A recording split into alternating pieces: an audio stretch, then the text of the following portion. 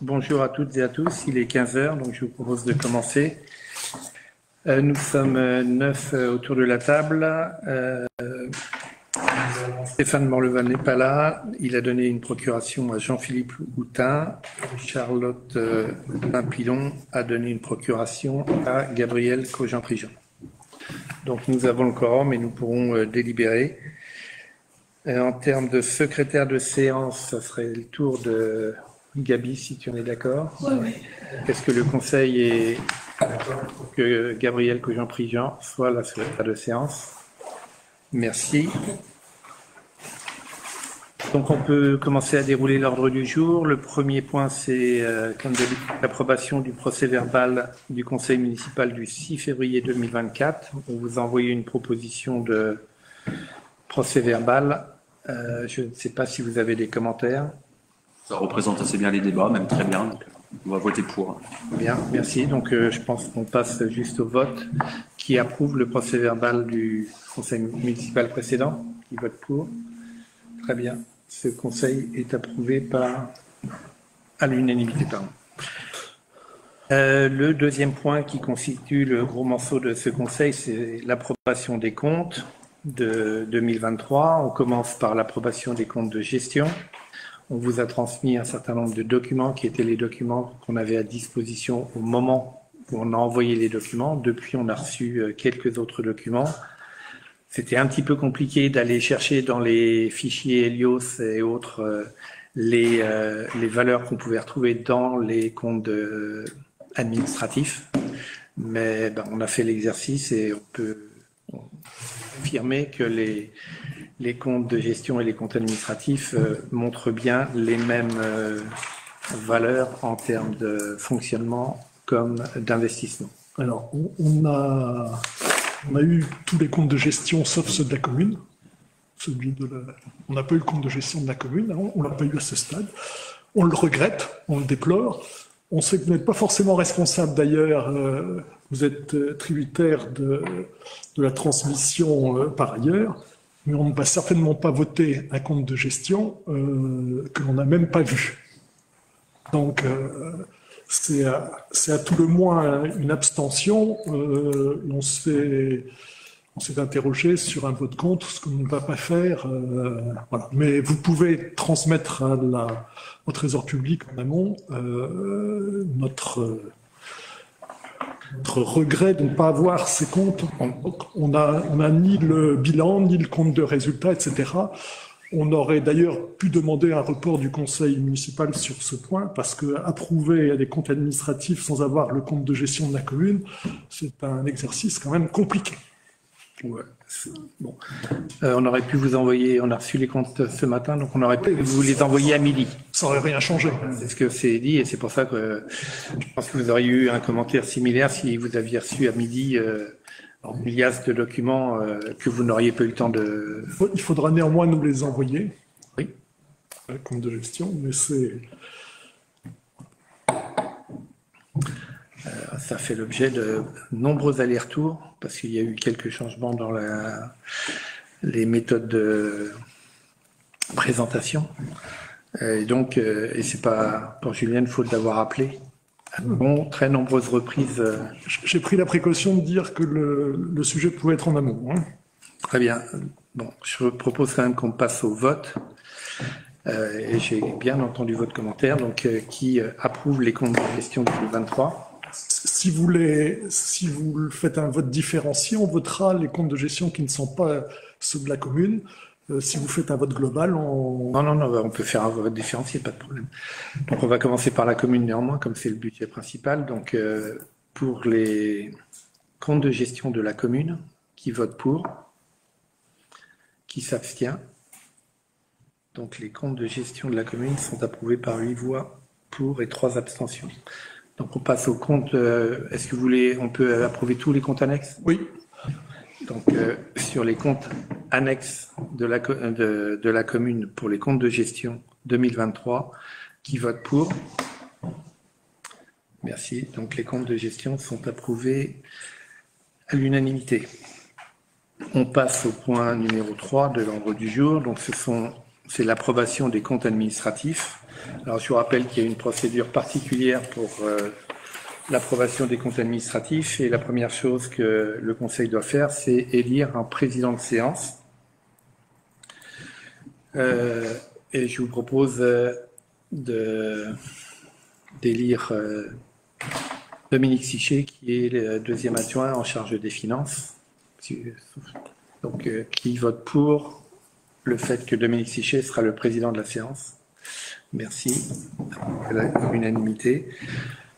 Donc, c'est Dominique Sichet qui va vous présenter la présentation des comptes administratifs.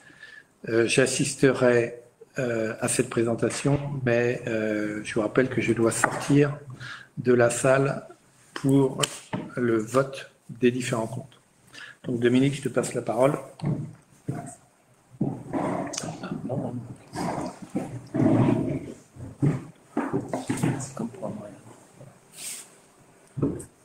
Donc, voilà la présentation des comptes administratifs. Donc, je vais vous présenter d'abord le résultat de fonctionnement, le résultat d'investissement, la synthèse générale, les résultats des budgets annexes, et on va ensuite donc voter à ces comptes administratifs, et après vous présenter les résultats cumulés donc 2023. Donc, pour les résultats de fonctionnement, pour les recettes de fonctionnement 2023, donc elles ont été réalisées à hauteur d'1 806 000 €, très proche donc du montant budgétisé d'1 836 000 €. Et il est à noter donc qu'en 2022, les recettes de fonctionnement étaient d'1 648 000 €. Donc, je vais vous en présenter le détail par chapitre. Donc, le premier chapitre, c'est le chapitre 70, qui représente donc les produits et services. Il a été réalisé donc à hauteur de 160 754,82 € avec un taux de réalisation donc de 85%, et il représente 9% des recettes de fonctionnement. Donc dans ce chapitre, on retrouve principalement voilà, les concessions du cimetière là pour 6 000 €, les différentes redevances, le remboursement des budgets annexes, donc qui correspond pour 8 500 € au salaire de l'agent portuaire, qui a donc été réévalué cette année pour se rapprocher en fait de la réalité des coûts, et 100 000 € pour le personnel affecté aux ordures ménagères, qui a été également réévalué, donc il était à 80 000 l'année dernière, par rapport au nombre d'heures que les agents passent au niveau de la déchetterie et tout ce qui concerne le ramassage des ordures. Et donc 29 000 € pour les autres. Le chapitre suivant, c'est le chapitre 73, impôts et taxes. Donc, il a été réalisé à hauteur de 101% pour un montant de 886 799,73 €. Il représente 49% des recettes de fonctionnement. Donc, on retrouve principalement dans ce chapitre, bien sûr, les différentes taxes foncières, les taxes d'habitation, la cotisation sur la valeur ajoutée, les impôts forfaitaires sur les réseaux, et les taxes passagers et taxes de séjour. Et on peut noter, vous voyez, qu'il y a une toute petite différence de 2 200 € en moins par rapport à 2022. Et donc, comme on en a déjà parlé, la régulation de l'été dernier a eu un impact très, très faible sur le nombre de passagers présents sur l'île de Bréa en 2023. Le chapitre suivant, c'est le chapitre 74, dotation et participation, donc réalisé à hauteur de 105% pour un montant de 366 302 €. Il représente 20% des recettes de fonctionnement. Et donc, dans ce chapitre, on retrouve principalement, bien sûr, la DGF, les dotations de solidarité rurale et des élus locaux, la dotation d'insularité, donc, et de biodiversité, des compensations fiscales et la dotation nationale de péréquation qui est donc revenue cette année alors qu'elle n'existait plus en 2022 ni en 2021 d'ailleurs. Le chapitre suivant, c'est le chapitre 75, produits de gestion courante, donc réalisé à hauteur de 118% pour un montant de 102 683 € et il représente 6% des recettes de fonctionnement de la commune. Donc on retrouve principalement dans ce chapitre les locations des logements, donc pour un montant de 98 800 €. Donc c'est un chapitre qui augmente de 26 000 € par rapport à 2022 grâce aux locations des nouveaux logements communaux. Voilà. Les chapitres suivants, donc les 013, 042, 76 et 77, donc qui représentent les atténuations de charges et produits financiers et produits exceptionnels, a été réalisé à hauteur de 86% pour un montant donc de 259 872,91 €. Il représente donc 14% des recettes de fonctionnement. Et on retrouve principalement dans ce chapitre le 013 qui correspond au remboursement des indemnités journalières, les arrêts maladie, les congés parentaux. On retrouve donc le 042, l'amortissement des subventions, qui du coup a été mis à jour là par Julienne. Donc c'est pour ça qu'il y a une différence importante par rapport à 2022. Et donc des frais financiers et les produits exceptionnels.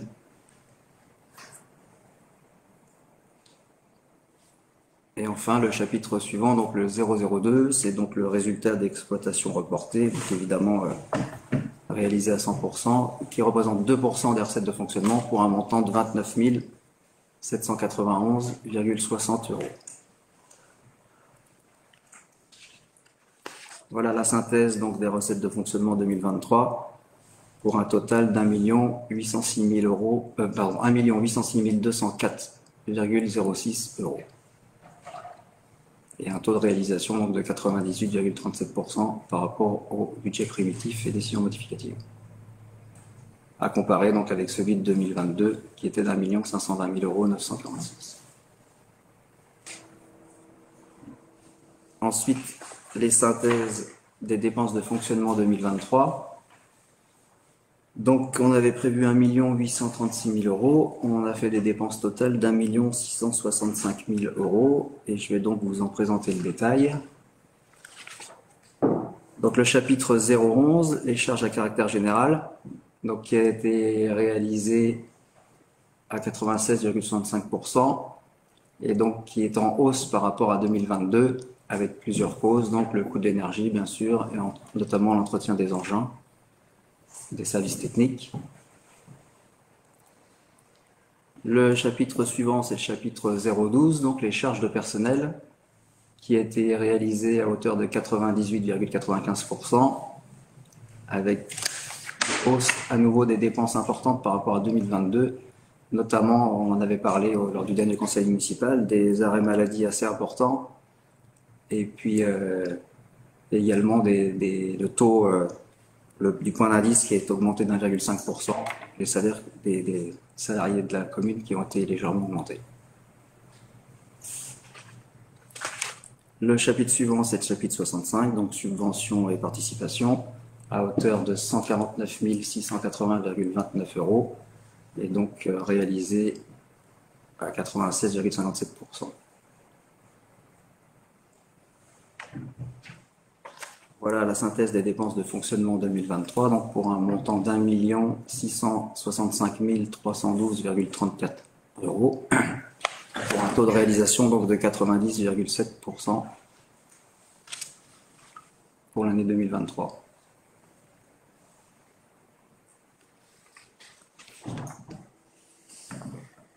La synthèse de l'épargne brute, donc, qui, je le rappelle, est la différence entre les recettes réelles de fonctionnement et les dépenses réelles de fonctionnement. Donc, pour 2023, l'épargne brute est de 228 151,68 €. Donc, en baisse par rapport à 2022, avec, comme on l'a déjà dit, donc des événements, notamment 8 000 € de taxes de séjour encaissées en janvier, qui étaient sur l'année 2023. Une subvention de 5 000 € pour le site d'exception qui sera versée début 2024, qui était aussi sur des dépenses de 2023. Et puis les coûts, on a parlé tout à l'heure des arrêts maladie qui ont coûté environ 31 000 € en 2023 à la commune. Donc on a à peu près 40 000 € de perdus, ce qui ferait une différence un petit peu moins forte. Ensuite, je vais vous présenter les résultats d'investissement. Voilà. Donc, les synthèses des dépenses d'investissement. Donc, il avait été prévu 3 120 000 €. en dépenses d'investissement et il a été réalisé 2 638 000 euros. Donc voilà le tableau des dépenses d'investissement 2023. Donc évidemment, la dépense la plus importante est l'immeuble des Rocs pour 1 600 000 euros. Également le solde des travaux de la montée du Port-Clos au niveau de l'opération voirie. Ce sont les deux grosses dépenses de l'année 2023.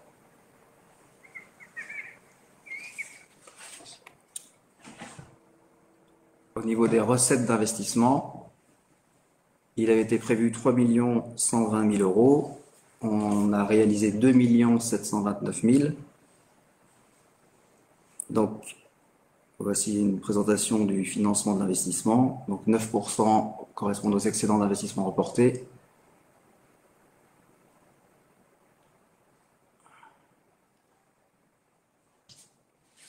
« 55% pour les emprunts, dépôts et cautionnements, 13% pour les subventions d'investissement, 9% pour la FCTVA, et le 14% du coup.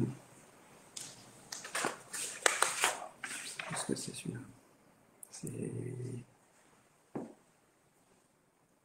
Et donc le décalage, par contre, entre les opérations d'ordre, les 14%, c'est les opérations d'ordre. Le décalage ici, c'est surtout dû à un décalage aussi des subventions, notamment pour l'achat de l'immeuble des Rocs, d'un montant de 475 000 euros, qui n'a pas été versé en 2023, mais qui sera versé bien évidemment en 2024. Et donc les 14% du financement d'investissement, c'est les opérations d'ordre. La synthèse générale, donc, là c'est les tableaux que vous avez vu tout à l'heure pour la section fonctionnement et pour la section investissement. Et donc les résultats 2023, on a donc 1 665 312,34 euros de dépenses en section de fonctionnement et 1 806 204,06 euros en recettes, soit un résultat positif de 140 891,72 euros. Et en investissement, on a des dépenses de 2 637 580,27 euros et des recettes de 2 728 423,44 euros, soit un résultat positif de 90 843,17 euros. Et en dessous, on vous a mis, donc, comme vous en aviez parlé d'ailleurs lors du conseil municipal de l'année dernière, les résultats 2023 hors report, donc 001 et 002. Voilà, avec un résultat de fonctionnement de plus 111 100,12 euros et un résultat d'investissement de moins 153 962,34 euros. Voilà, sachant qu'on a des décalages de recettes d'investissement, notamment au niveau des subventions, qui n'arriveront qu'en 2024.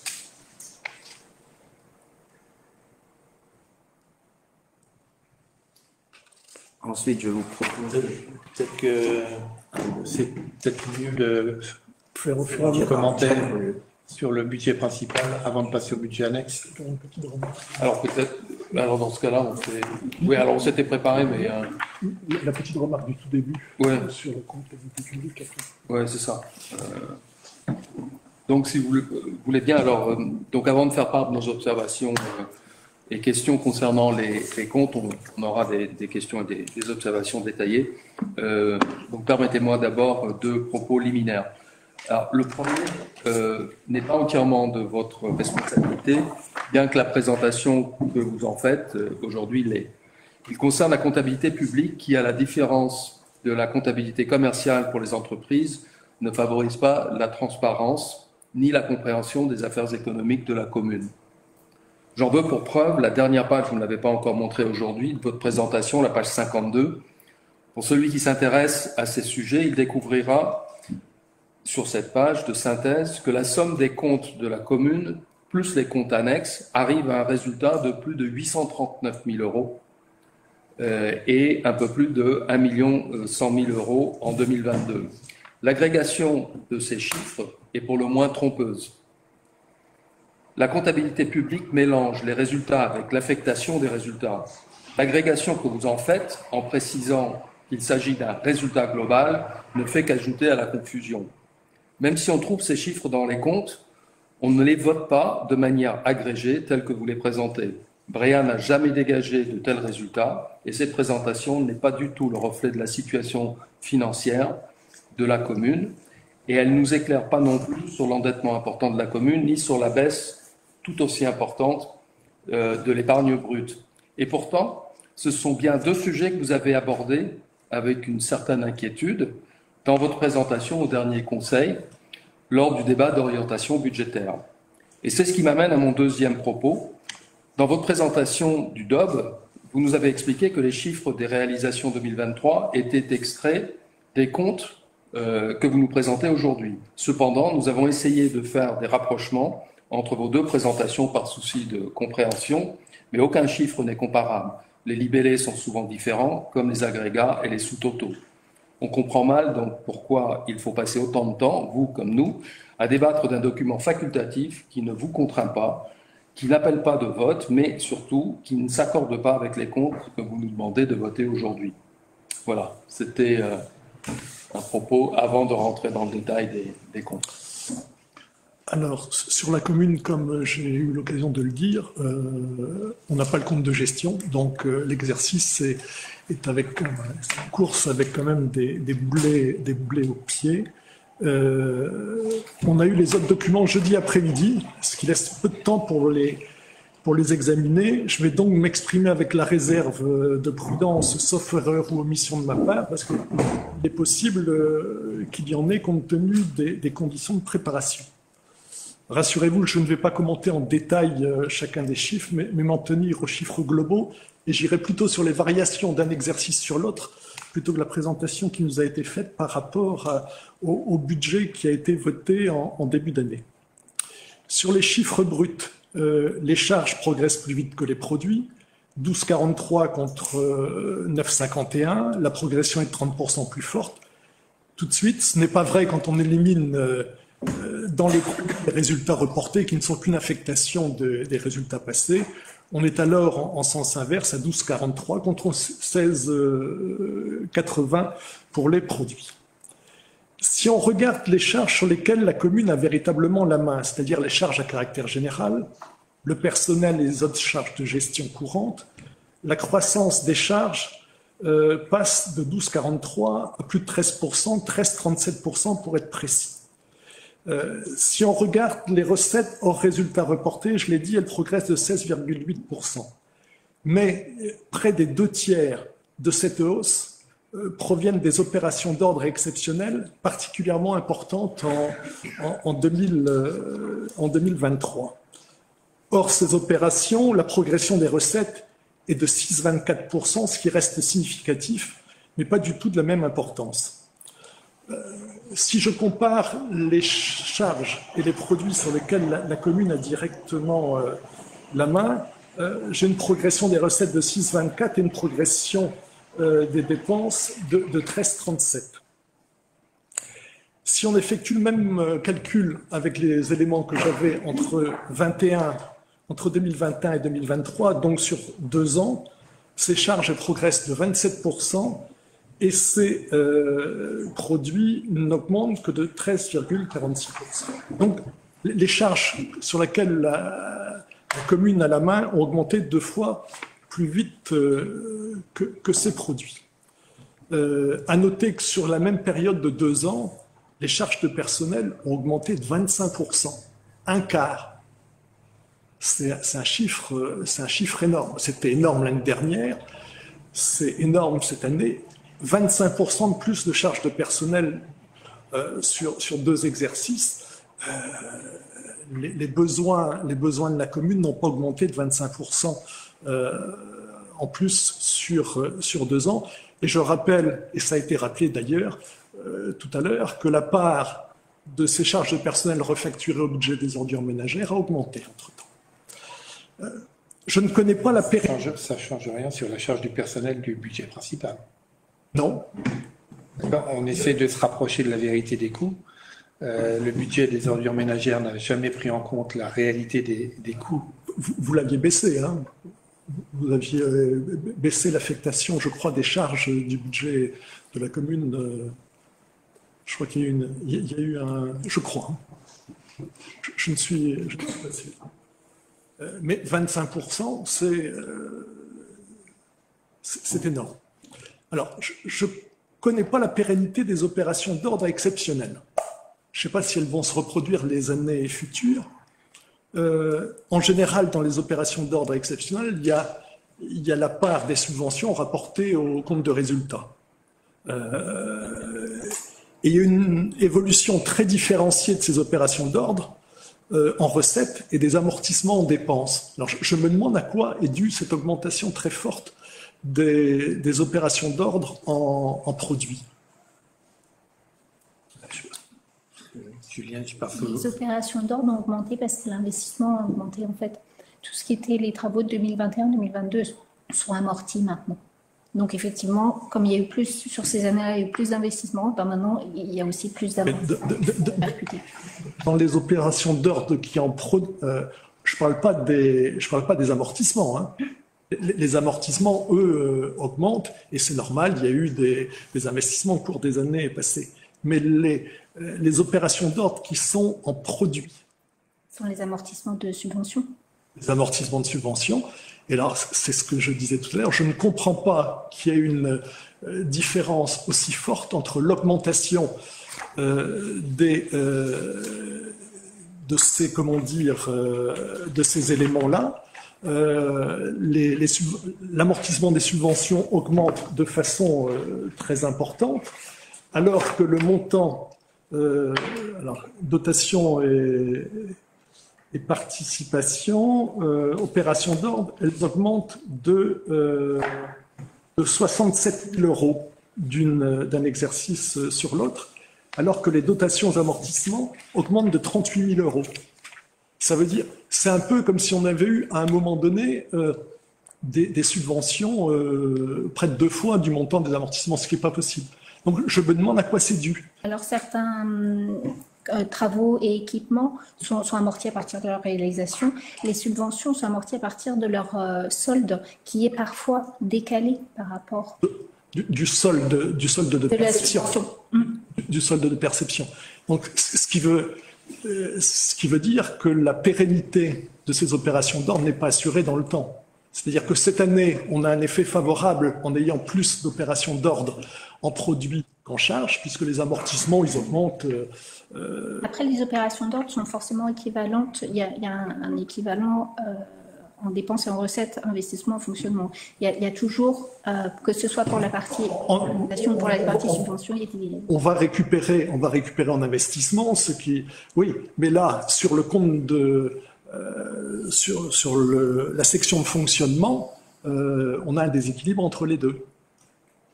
Puisque on a des amortissements qui progressent, 38 000 euros, et les opérations d'ordre qui progressent de 67 000 euros. Donc on a un effet décalage qu'on ne va pas retrouver forcément l'année prochaine, ce qui veut dire que on pourrait avoir une mauvaise surprise en la matière. C'est pour ça que je prenais tout à l'heure les charges et les produits sur lesquels la commune a la maîtrise directe. Donc,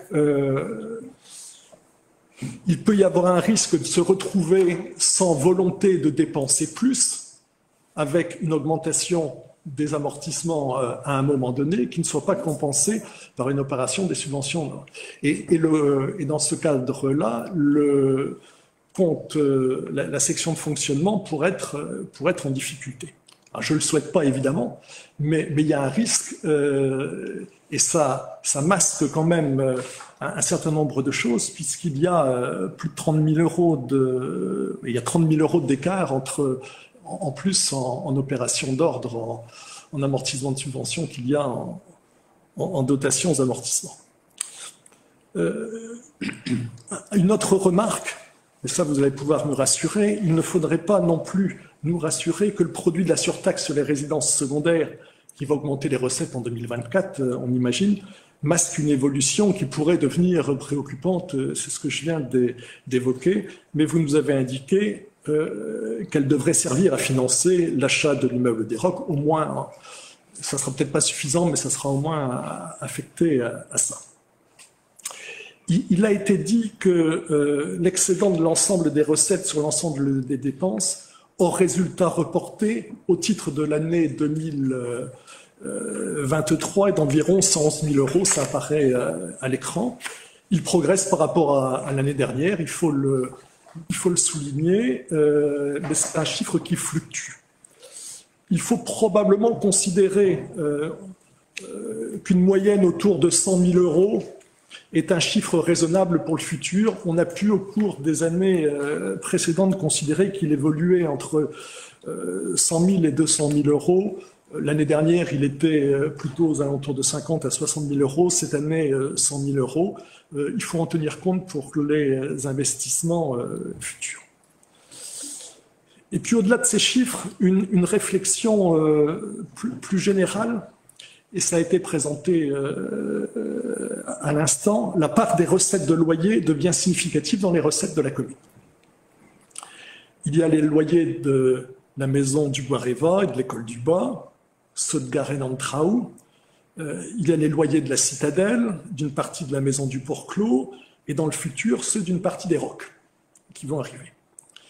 Vous avez souhaité supprimer le budget annexe de la Citadelle, ce que nous avions pu comprendre, mais par exemple, nous n'avons donc plus un suivi des loyers 2023 dans le budget, ces loyers, qu'ils aient été réglés ou non. Au-delà de ce cas particulier... Ils ont bien été réglés. Ils ont été réglés. Oui. Au-delà de ce cas particulier, ne faudrait-il pas conduire une réflexion sur l'utilité ou pas d'un budget annexe pour les bâtiments loués, pour pouvoir avoir un suivi? Alors, je sais pas nous n'avons pas la réponse, mais on se dit qu'une réflexion en la matière peut être intéressante pour tout le monde. Non, mais ça, on le considère. Il y a deux aspects. Il y a l'aspect budget annexe pour avoir une vision plus claire de ce qui se passe au niveau justement de ces locations, et il y a l'aspect gestion.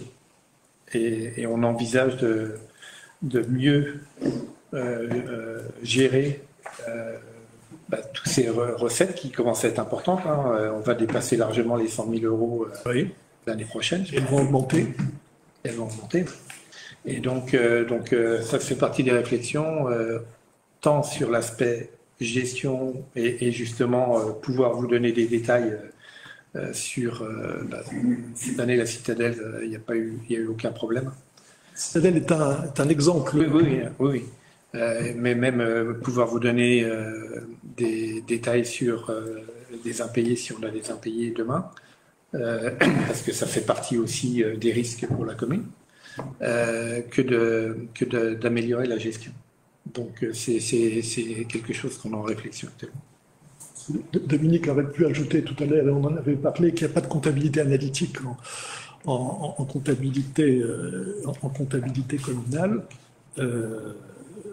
Donc on a un besoin par ailleurs. Il y a un état dont on n'a pas eu communication, qui est celui de l'endettement de la commune. Alors il n'y en a peut-être pas. Si.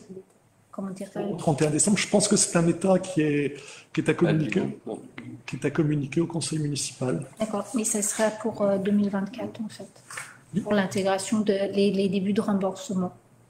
Il n'y a rien au 31 décembre 2023 ? On n'a rien reversé, le début de reversement, de remboursement de l'emprunt qui a été utilisé. L'état de la dette au 31 décembre 2023, comme on n'avait pas le compte de gestion, je ne sais pas s'il y a une dette comptabilisée au 31 décembre 2023. Je crois que l'état de la dette est un document à communiquer.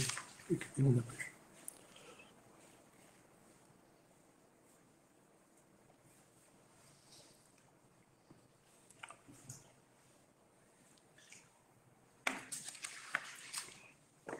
Ok, on prend note de vos commentaires. Je dirais, on est tout à fait conscient du fait qu'il faut qu'on contrôle les frais de personnel. On a eu des frais de personnel élevés en 2023, notamment dus à des arrêts de travail supérieurs à la moyenne, ce qui a impacté les dépenses de personnel. Et on va essayer de corriger ça sur 2024 et je vous en parlerai dans les informations du maire. En ce qui concerne les subventions, on a un retard assez net en termes de réception des subventions et je pense que cet effet que vous craignez, on ne le verra pas avant plusieurs années parce qu'il y a encore beaucoup de subventions à arriver. Donc, la session, soit vigilant. Je suis entièrement d'accord avec vous, il faudra qu'on soit vigilant. Mais je pense que ça va se décaler au moins de 2 ans. Parce que je vous rappelle qu'on attend 845 000 € de subventions qui ont été approuvées, mais on n'a pas encore touché 1 euro sur les ROC. On attend 160 000 € de subventions sur le reste de la montée du Port-Clos. Et on attend encore un élément, je ne me rappelle plus lequel. Mais donc, on attend la subvention pour la cale de la chambre. Donc cet effet éventuel de décalage, il faut qu'on en soit conscient et il faut qu'on soit vigilant, mais ça va pour moi durer au moins 2 ans. On n'a fait aucune remarque sur le décalage de la perception des subventions. On n'est intervenu que sur la section de fonctionnement, le décalage entre les opérations d'ordre en recettes et les opérations de dotation aux amortissements en dépenses. Le reste, vous n'êtes pas maître de la perception des subventions et pour la cale de la chambre, ça ne relève pas du compte administratif de la commune. C'est vrai. On va le voir d'ailleurs. Du port, je le rappelle. J'ai toujours du mal avec ce budget. Ok, merci pour vos commentaires. Je propose qu'on passe aux présentations des budgets annexes. Comme vous. Alors, autrement, je sors et puis vous votez. Si vous préférez voter maintenant Non, mais on va faire les budgets annexes. le budget principal, je peux sortir. Revenez, c'est comme vous voulez. Donc, le résultat du budget ordures ménagères et déchets pour l'année 2023. Voilà la synthèse donc, des recettes de fonctionnement. On a donc eu un total de 520 487,03 €. Un taux de réalisation donc, de 95,94% par rapport au BP et des recettes légèrement supérieures par rapport au compte administratif 2022.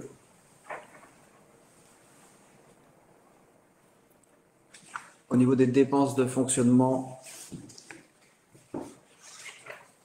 on a eu donc un total de 537 692,62 €. Un taux de réalisation de 99,11% par rapport au BP et donc des dépenses de fonctionnement légèrement supérieures par rapport au compte administratif 2022. Au niveau des dépenses d'investissement 2023, on a donc eu un total de 319 994,21 €. Donc là, avec un taux de réalisation de 45,85%, donc beaucoup moins important que ce qui avait été annoncé au budget primitif, donc parce qu'on a réalisé moins d'investissement que prévu. Et donc l'investissement principal correspond évidemment au contrat avec Citeo pour le remplacement des colonnes et des corbeilles. Donc, s'il s'élevait pour un montant à peu près de 200 000 €. Et au niveau des recettes d'investissement en 2023, on a donc eu un montant de 677 070,39 € pour un taux de réalisation donc, de 97,02%. Donc, avec principalement la subvention de 95 000 € qui correspond aux 50% de Citeo. Et donc, il nous reste à nouveau en 2024 sur ce budget-là 60 000 € à toucher de subvention de l'ADEME, donc toujours pour le projet des changements de corbeilles et colonnes.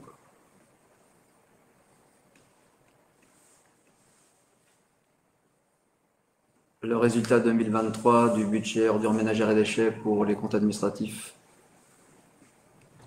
donne donc des dépenses de fonctionnement de 537 692,62 €, des recettes de fonctionnement à hauteur de 520 487,03 euros, soit un résultat de moins 17 205,59 euros. Et en investissement, des dépenses pour un montant de 319 994,21 euros et des recettes d'investissement à hauteur de 677 070,39 euros, soit un résultat positif de 357 076,18 euros. Et on a donc mis en bas le résultat 2023 hors 001 et hors 002, donc sans les reports. On a donc un résultat de fonctionnement positif de 6 552,11 euros en fonctionnement et un résultat négatif en investissement de 60 005,57 euros.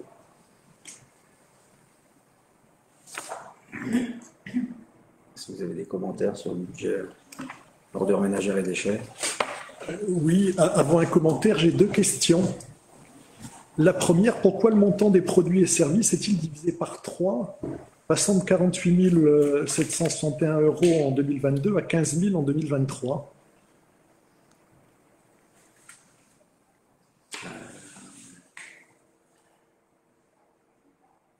Divisé par 3, c'est pas rien. Hein. J'imagine que vous avez une réponse. Et puis on a une salle de 4 000 plus. Il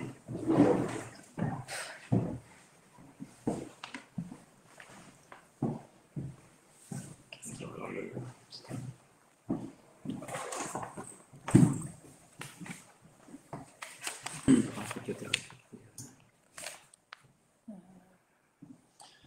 a eu des ventes supplémentaires en 2022.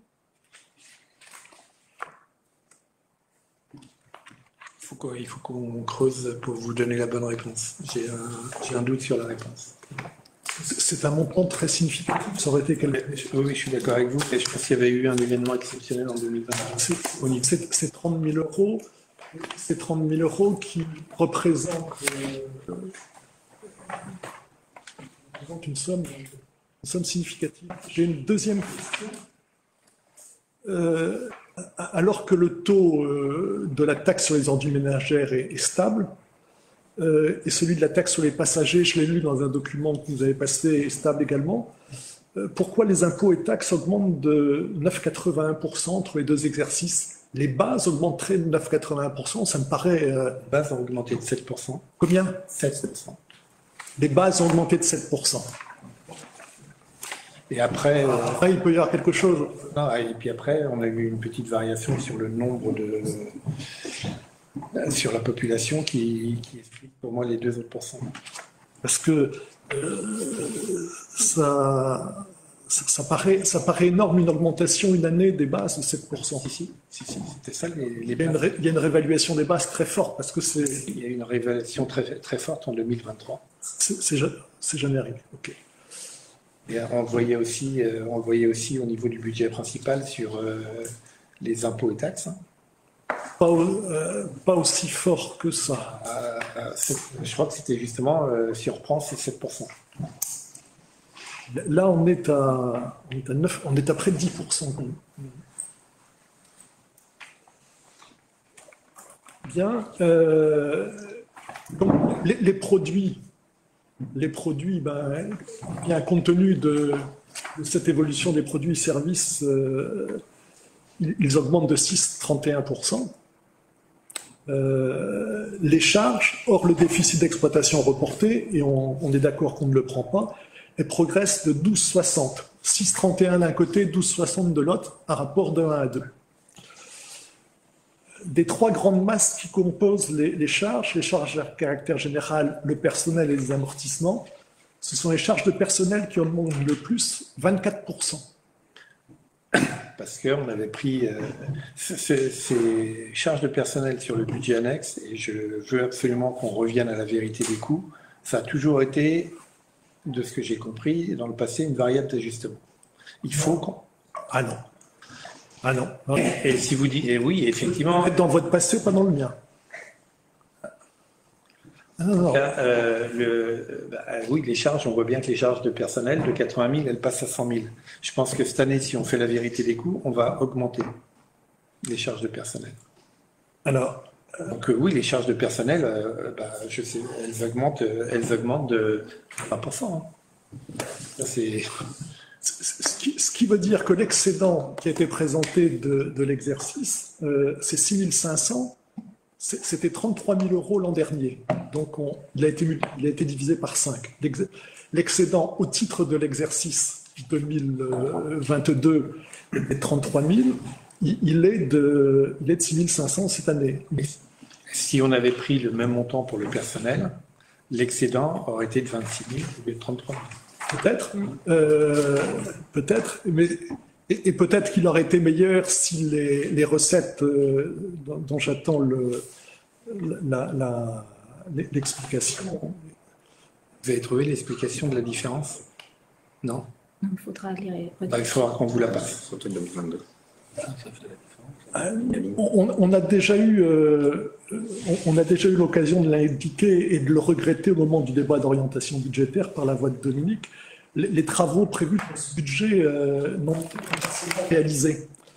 Monsieur le maire, vous indiquiez l'an dernier au moment du budget que les nouveaux points de collecte et les corbeilles de tri installées sur le territoire communal permettront une baisse des coûts de transport et de traitement des déchets. C'est manifestement pas le cas. Non, parce que M. Tartot a augmenté d'une manière très importante le prix du transport individuel de chaque conteneur. Nous espérons que ce n'est pas encore le cas. Si, ça va être le cas parce que M. Tartot a à nouveau augmenté d'une manière très importante le coût des transports de chaque conteneur.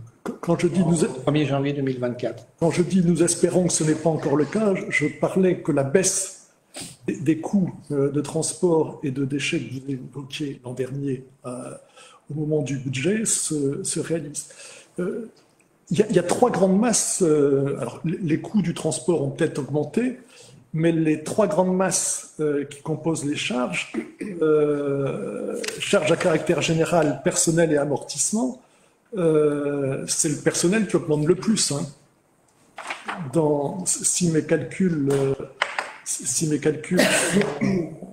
sont exacts, c'est le personnel qui augmente le plus, puisqu'il est à 24%. Les dotations aux amortissements et provisions augmentent de 13,65%. Et les charges à caractère général, dont font partie le transport que vous évoquez, n'augmentent que de 8%. Donc le transport a peut-être augmenté, on n'a pas d'informations sur le sujet, mais les autres masses qui composent ce compte de résultats, amortissement sur lequel vous ne pouvez rien faire, et personnel ont augmenté beaucoup plus que le poste que vous évoquiez. Le nombre de transports a diminué.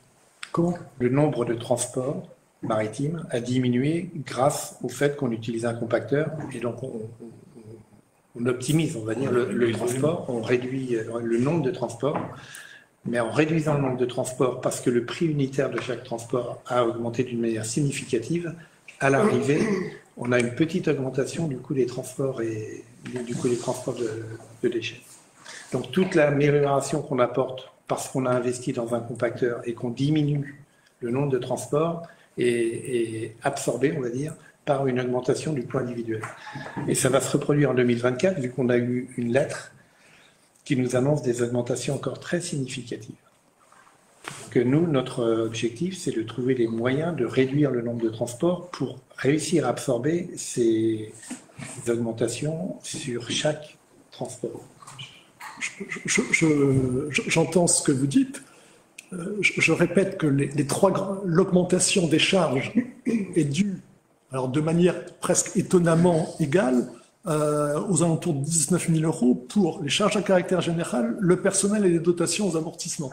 Donc, même s'il y a il se trouve que les charges à caractère général dont font partie le transport est le poste qui augmente le moins. Bon. Donc, supposons qu'on ait été à zéro, même là-dessus, l'augmentation des charges avec les amortissements et les dépenses de personnel augmente. On avait pu comprendre qu'avec le nouveau système, mais qui n'est pas encore mis en place, le personnel serait peut-être moins sollicité et donc moins astreint à ce budget. On a actuellement, on va relancer un appel d'offres pour le transport des déchets, transport maritime des déchets. On va relancer, on est en train de préparer le cahier des charges pour relancer un appel d'offres parce que la situation devient préoccupante. Dans la DSP de la région, ils auraient peut-être pu prendre en charge le transport comme c'est dans les autres îles. Et une fois de plus, même avec une augmentation à 0 des charges à caractère général, il y aurait une augmentation, une détérioration du budget ordures ménagères au lieu de 33 000 à... Au lieu de 33 000 à... On ne peut pas dire ça quand on a une amélioration. Ce budget est déficitaire depuis un certain nombre d'années. Okay, on diminue actuellement, chaque année, on arrive à diminuer le déficit hors report. Vous reconnaîtrez qu'on a une amélioration de 6 000 euros. Un résultat de 6 000 euros. Avec le report. Non, sans le report. Avec le report, comme le budget est négatif, le résultat est négatif, on est à moins 17. D'accord? On est à moins 17. Voilà. Et on est à 6 000. On est à plus 6 000 on est, en 2023. C'est 6 000 pour 2023, c'était 33 000 en 2022. Et je vous donne le chiffre 2021, c'était négatif de 12 000 en 21. Donc il y avait une amélioration très nette l'an dernier qui a permis d'apurer une partie du déficit 2021.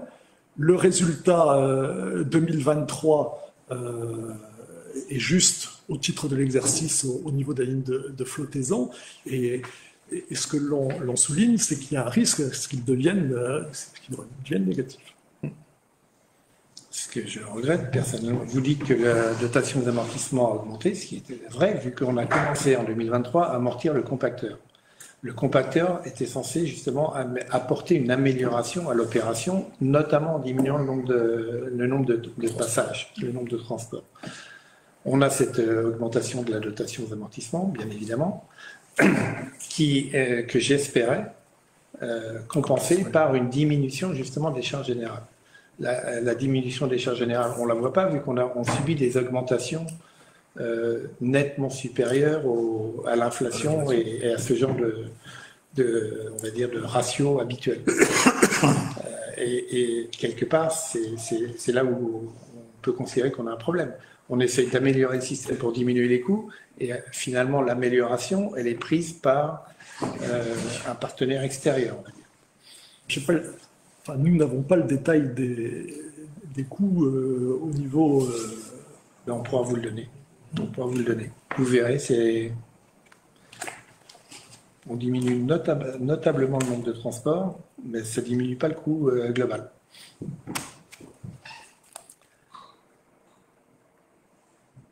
On reste sur une tendance à l'amélioration d'un budget qui en 2020 était de mémoire à moins... On avait un résultat à moins 60 000 en 2020 ou 2021. Donc on essaye... 2020 ou pardon? Le résultat de fonctionnement devait être à moins 60 et quelques. Je l'ai pas en tête. Je dois l'avoir quelque part. On améliore.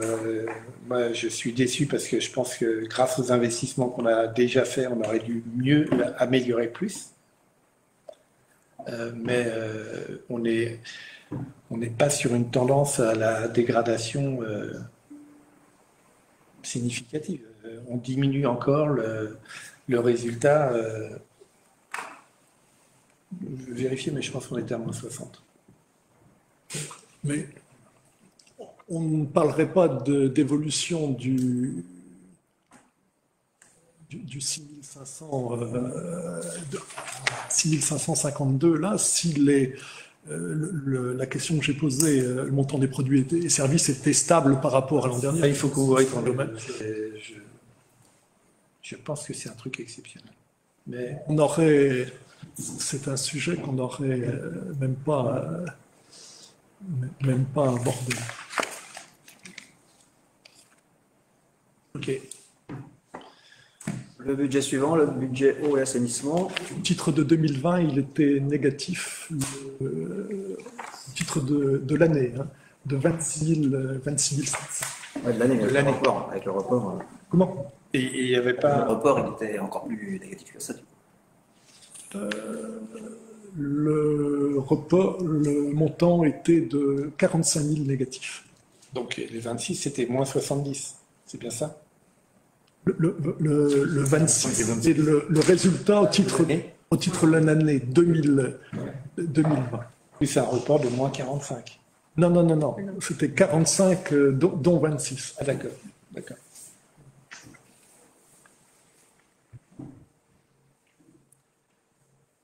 Donc, le budget eau et assainissement, les recettes de fonctionnement pour l'année 2023 ont été réalisées à hauteur de 225 190,82 €. Un taux de réalisation donc de 102,03%, avec donc des produits-services qui ont légèrement augmenté.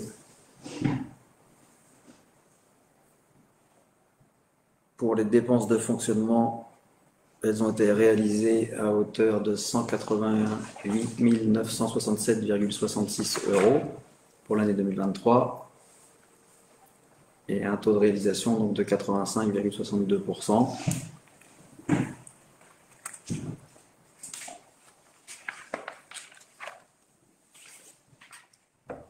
Pour la section d'investissement, on a eu pour l'année 2023 des recettes d'investissement à hauteur de 531 619,80 € avec un taux de réalisation de 95,43%. Et en dépenses d'investissement, pour l'année 2023, elles ont été réalisées à hauteur de 452 723,03 €. Donc avec un pourcentage de réalisation de 81,26% par rapport au VP. Et la dépense évidemment principale de 355 000 € correspond aux travaux sur les réseaux d'eau et d'assainissement de la montée du Port-Clos.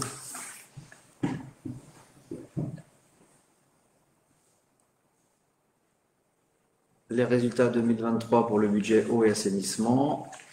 Un total de dépenses de fonctionnement de 188 967,66 €, des recettes à hauteur de 225 190,82 €, soit un résultat positif de 36 223,16 €, et pour la section investissement, des dépenses à hauteur de 452 723,03 € et des recettes pour un montant de 531 619,80 €, soit un résultat positif de 78 896,77 €.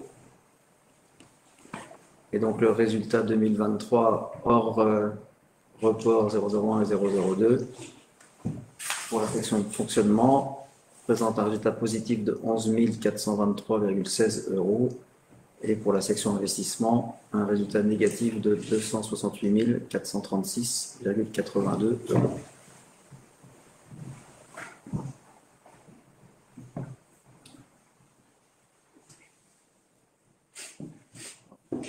C'est votre dernière. C'est la dernière.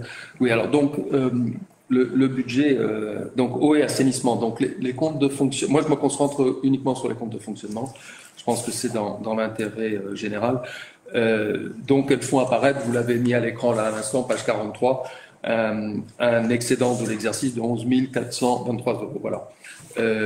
Par contre, ce qui n'est pas à l'écran, c'est que le même résultat l'année dernière est à comparer à un déficit de 32 395 €. Et donc, on observe une amélioration.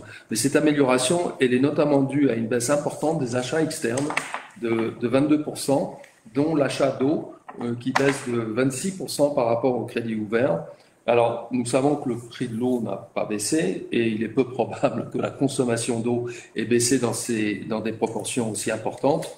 Et donc, si, comme par le passé, ça vous est déjà arrivé, si cette baisse, et je mets bien au conditionnel, résulte de l'absence de comptabilisation de la facture d'eau de l'année 2023, ou au moins une provision pour charge du même exercice, ces comptes sont, à notre avis, pas sincères.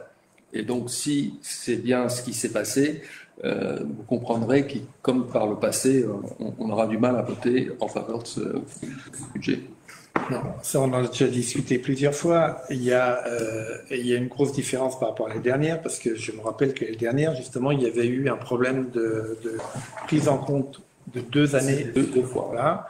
Et là, on est revenu sur un régime normal, je dirais.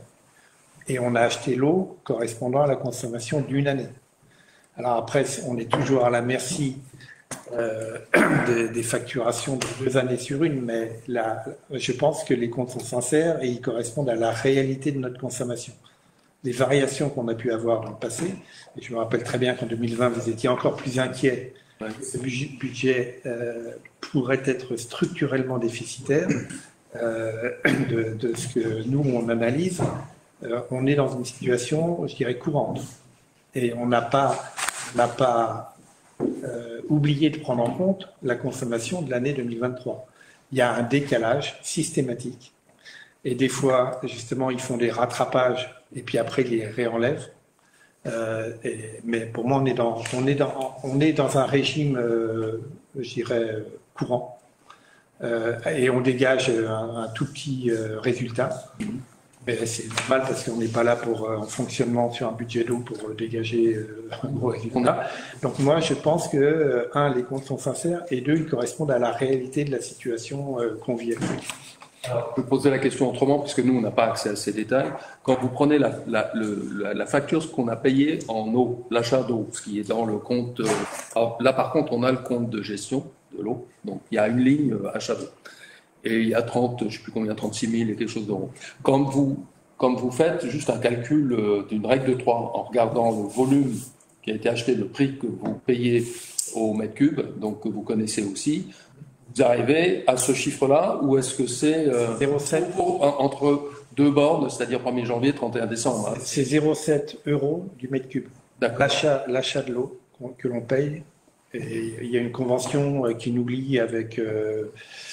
j'ai un doute sur la structure, mais jusqu'en 2027, on a un prix fixe, oui. Vous vous rappelez, qui est à 0,7 € du mètre cube. Oui. Donc c'est très stable. D'accord. Ça fluctue un petit peu en fonction des consommations réelles. Oui. Mais il n'y a pas d'inflation sur ce coût parce que ça avait été, je reconnais, complètement bien négocié à l'époque.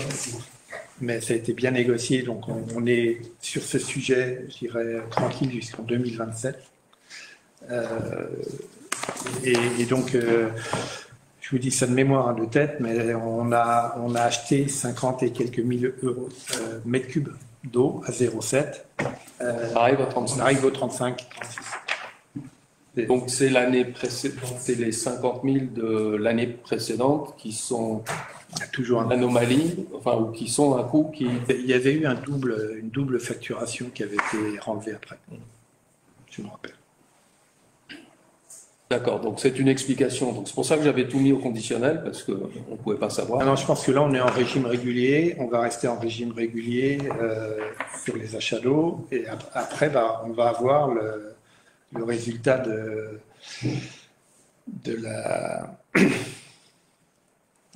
la DSP sur lequel on verra comment il faut réajuster les choses. Pour alors, la 25. D'accord. Et donc la hausse des produits et services, parce que tous les autres postes sont, en 2022, il y avait un résultat exceptionnel, donc on reportait, un résultat un peu curieux, donc on va pas le perdre de temps à laisser le comprendre. Si vous vous rappelez, c'était la fameuse PFAC. C'était la PFAC, oui.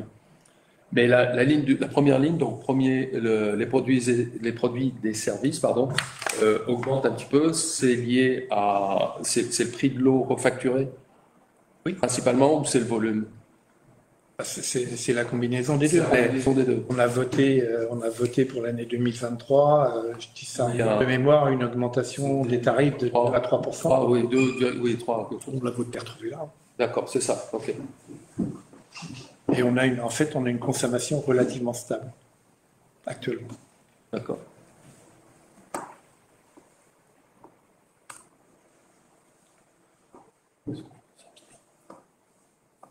C'est bon?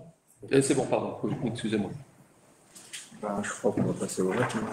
Bon, je vous laisse. Ouais. Il y a encore les ports. Bah ouais, enfin, on peut en parler maintenant si vous voulez. Au niveau des ports communaux, on a donc un résultat de fonctionnement qui présente donc des dépenses à hauteur de 33 646,07 euros et des recettes pour un montant de 51 907,77 euros, soit un résultat positif de 18 261,70 euros pour l'année 2023. Et pour la section investissement, on a des dépenses à hauteur de 20 776,09 euros et des recettes pour un montant de 156 500,49 euros, soit un résultat d'investissement positif de 135 724,40 euros. Voilà, donc on améliore là au niveau de la section fonctionnement les ports, puisqu'on avait l'année dernière un résultat de 7 117 euros.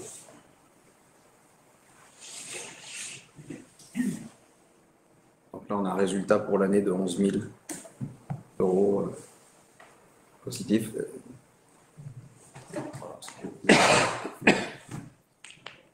Des commentaires sur le budget des ports? Le seul commentaire que je ferai, c'est que la cale relève de ce budget. Oui, Ça va, oui, On verra. on le verra. Et pour le budget du SPANC, pour l'année 2023, on a des dépenses de fonctionnement à hauteur de 10 629,43 euros, des recettes à hauteur de 9 499,55 euros, soit un résultat négatif de 1 129,88 euros. Et pour la section investissement, c'est relativement stable depuis plusieurs années, donc on a 0 dépenses et des recettes de 222,94 euros, soit un résultat positif de 222,94 euros. Voilà, il y a eu un peu moins de contrôle réalisé cette année, donc on a un résultat de fonctionnement légèrement négatif, mais ça fluctue un peu suivant les années, donc il y aura certainement plus de contrôle en 2024 pour rééquilibrer le budget. Pour les contrôles de vente et de. Ouais. Ouais, qui sont totalement différents de ce qu'on avait fait.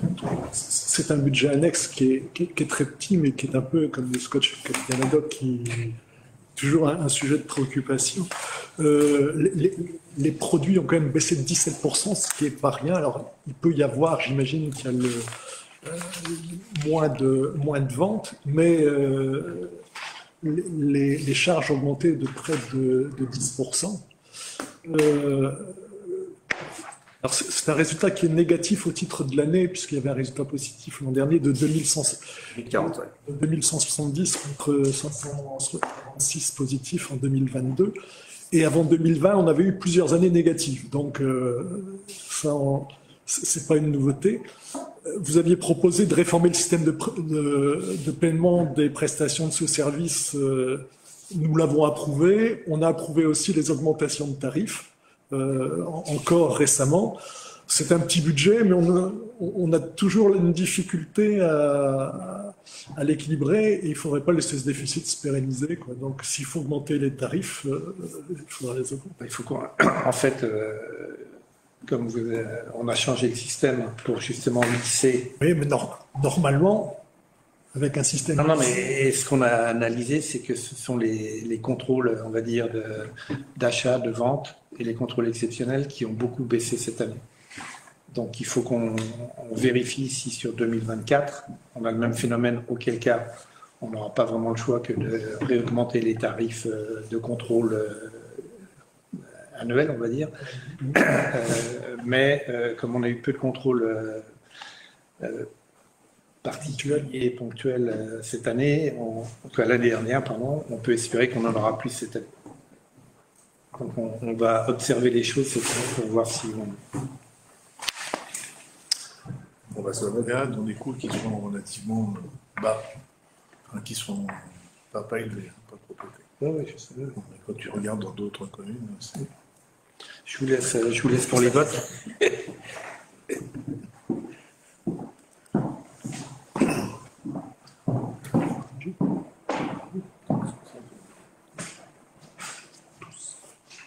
On va passer au vote des comptes administratifs 2023.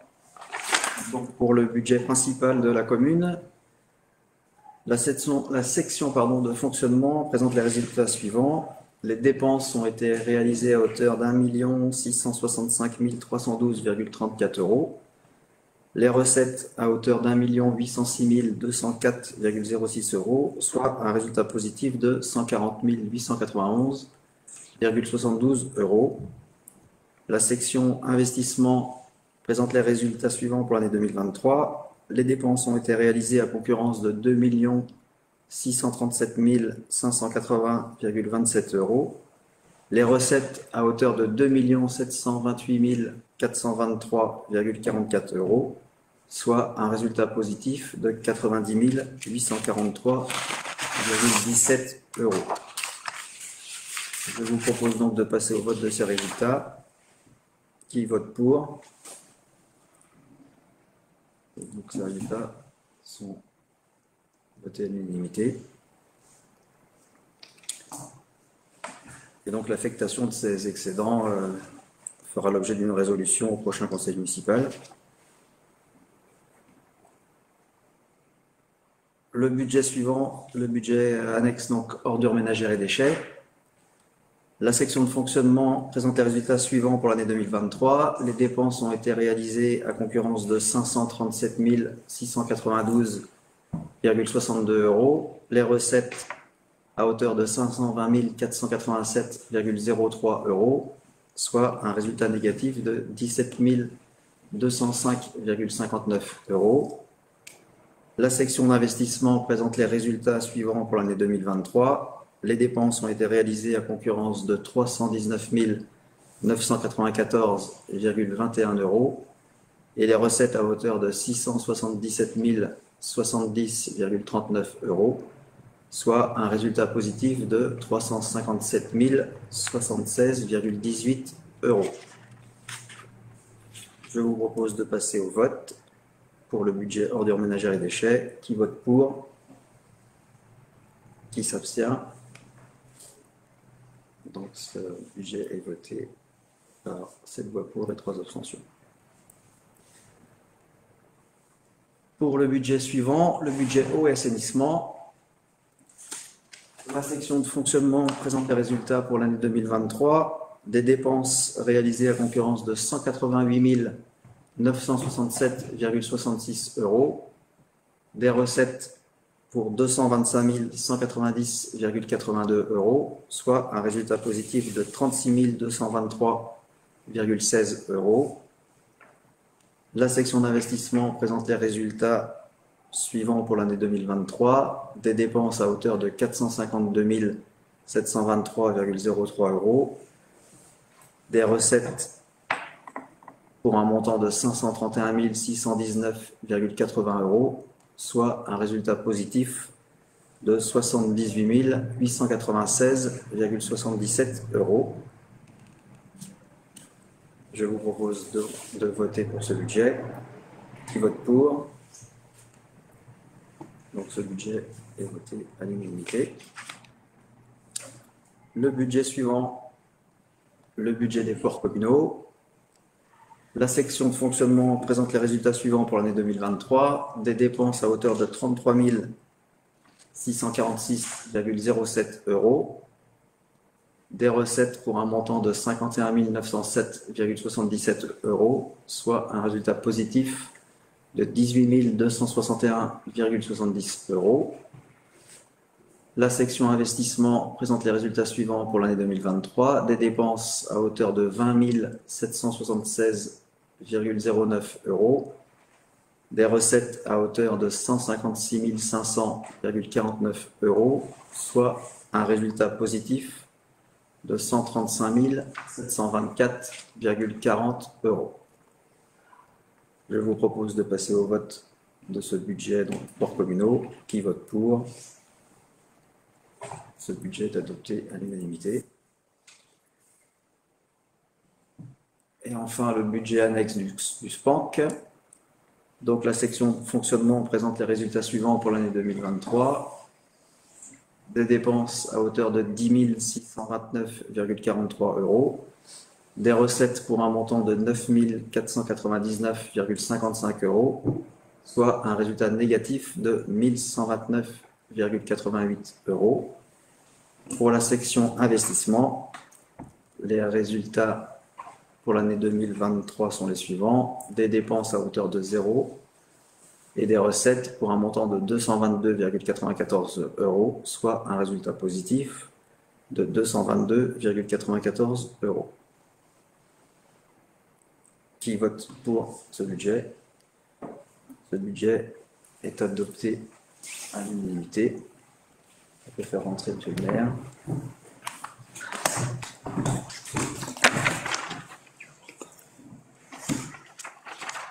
Et donc là, on vous présente un petit peu la synthèse du budget de la commune, avec donc par différents budgets les dépenses de fonctionnement, le total des recettes pour la section fonctionnement donc, et pour la section investissement, le total des dépenses et le total des recettes.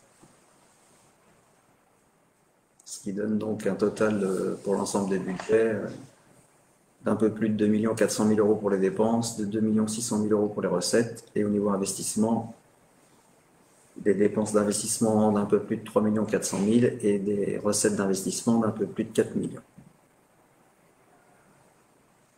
Et là, on a les résultats cumulés du tableau précédent. Voilà. Donc, je suis assez d'accord avec les commentaires que vous avez faits en introduction, mais on nous pose souvent la question de savoir quel est le budget global d'une commune comme Bréa, qui a un cas un peu particulier parce que c'est une commune brûlée. Donc, c'est pas tellement au niveau du résultat, mais je pense qu'au niveau de l'ensemble des budgets, il y a beaucoup de gens qui sont incapables de dire quel est le budget fonctionnement plus investissement de la commune. Donc l'intérêt de présenter ce tableau, c'est de savoir qu'au total, entre le fonctionnement et l'investissement, on est de l'ordre de 6 millions, 6,5 millions globalement, en recettes ou en dépenses, parce qu'on n'est jamais très loin de l'un et de l'autre. Ce qui, par rapport à des communes de notre taille, sont en intercommunalité, est notoirement différent. Et les gens sont toujours très surpris des niveaux de budget de Bréa, parce qu'en tant que commune isolée, on a des budgets beaucoup plus importants. C'est ça l'intérêt. J'entends, et encore une fois, j'avais commencé mes propos en disant que la comptabilité publique, ça ne relève pas de votre responsabilité. On peut le regretter parce que si vous me dépensez par exemple le budget, je prends n'importe lequel, tiens, les ports, la cale, on en a parlé, c'est en augmentation parce qu'on n'a pas dépensé l'argent dans l'exercice en cours et que ça va être dépensé c'est fictif. Et donc de mélanger en recettes d'investissement de l'argent qu'on n'a pas dépensé, c'est intellectuellement compliqué pour n'importe qui a géré, ne serait-ce qu'un budget des ménages ou pour ceux qui ont été en entreprise. Donc la comptabilité publique ne fait pas cette distinction, elle reporte, voilà, et on ne distribue pas des dividendes, donc ça reporte le passé dans le présent et ça fait une agrégation qui ne peut pas dire grand-chose. Et c'est assez sophistiqué tout ça, pour finir, parce que si quelqu'un veut voir, tiens, en fait, c'est quoi, et vous avez raison, c'est quoi, en gros, les grandes masses de Bréa, vous allez à la page d'après, dis donc, c'est quoi, c'est un gros budget, et puis, ça gagne 800 000. Non, ça gagne rien du tout, c'est pas du tout, ça certainement pas 800 000, et encore moins 1,1 million, l'année d'avant, quoi. C'est là mon propos, on peut, si on ne veut pas parler de recettes, on peut parler de dépenses. Ça a un peu plus de sens parce que ce soit des dépenses d'investissement ou des dépenses de fonctionnement, ce sont des dépenses. Alors il y a encore les chapitres d'ordre, mais on se rapproche déjà plus de la réalité et de savoir de quoi on parle en termes de budget global. Voilà, et heureusement, les communes ne peuvent pas être en déficit de fonctionnement, contrairement à l'État, qui peut aller allègrement s'endetter pour payer ses charges courantes, les communes ne peuvent pas le faire. C'est un peu le garde-fou, mais voilà, c'est pas ça ne dégage, une commune ne dégage pas un résultat. On est bien. Merci. C'est bon. Très bien. Donc on passe au point 4 de l'ordre du jour, les élections des membres de la commission de délégation de services publics. Donc je vous rappelle que au conseil précédent, on a voté le principe de repartir en DSP, et à partir du moment où on a voté le principe de repartir en DSP, il faut qu'on ait une commission de délégation de services publics qui soit je dirais, en ordre et qui soit élue suivant les règles pour ne pas être sujet à une éventuelle contestation. Donc, lors du dernier conseil, on avait invité éventuellement des listes à se présenter. Donc, pour votre information, on a reçu un courrier qui a proposé une liste avec 3 titulaires et 3 suppléants. Donc, les titulaires seraient Dominique Sichet, Jean-Luc Lepage et